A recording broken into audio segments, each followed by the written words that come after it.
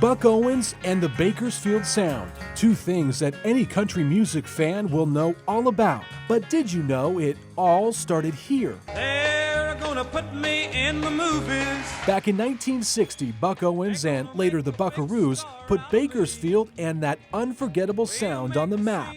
Simply put, Buck Owens. Bakersfield Buck. Mr. Buck Owens.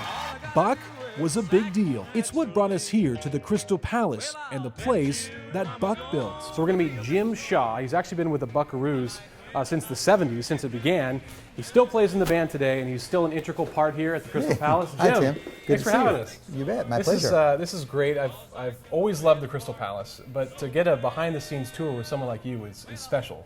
Well, so thank you for having us. Fun for us too. Thanks. So take us around. Obviously, this is what people see when they first walk in here. These are the iconic country music statues that greet you, and there's some memorabilia. The statues, that was done after we'd been here open a few times. Buck decided he wanted some statues made, and we had a big blowout in the parking lot, and that was the night that Garth Brooks proposed to Trisha Yearwood. There he is. He went and posed for that statue with the sculptor, snuck up there to Montana on his private jet, so that.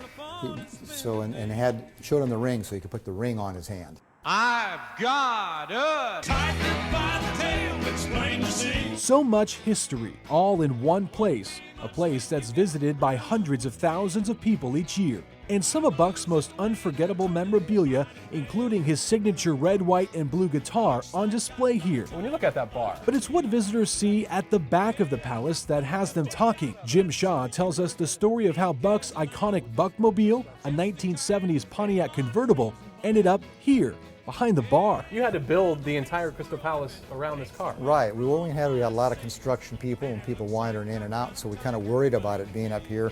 Well, this was just framing and drywall and open to the elements. And so we wrapped it in plastic sheets, and then we put quilts over it, and then we built a big plywood box screwed tight all around it. Where does the good times go? That was in 1996, when the small venue was just getting off the ground. Since then, the Crystal Palace has attracted some of country music's biggest acts, the benefit, Shaw says, of Buck's swagger. Because of his connection, you're not normally going to have artists of this huge stature of the Dixie Chicks or Brooks and Dunn or Brad Paisley and Dwight Yoakam and Garth Brooks coming to a place that seats 500 people. And it wasn't just about getting big names to Bakersfield. Shaw says Buck was able to make the palace feel like a second home. So he could sleep in his own bed, 15 minutes away out at his ranch after playing here. You don't know me, but you don't like me. But for fans in Bakersfield, it's still about Buck's songs. 21 #1 hits from 1960 to 1988, including his last and perhaps most fitting top hit. Ever walk the streets of Bakersfield? For Jim Shaw, who essentially grew up in the Buckaroos, hearing that song and remembering Buck's passing hits close to home. I'd started with Buck in the band when I was 23 years old. Ever walk the streets of Bakersfield? And I looked over and I thought, wow, he's not here anymore. It was just absolutely devastating. That's when it just hit me. Right.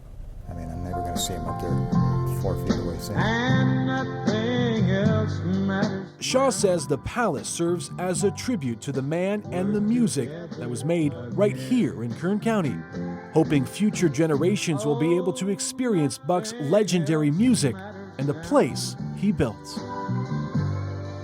We're together.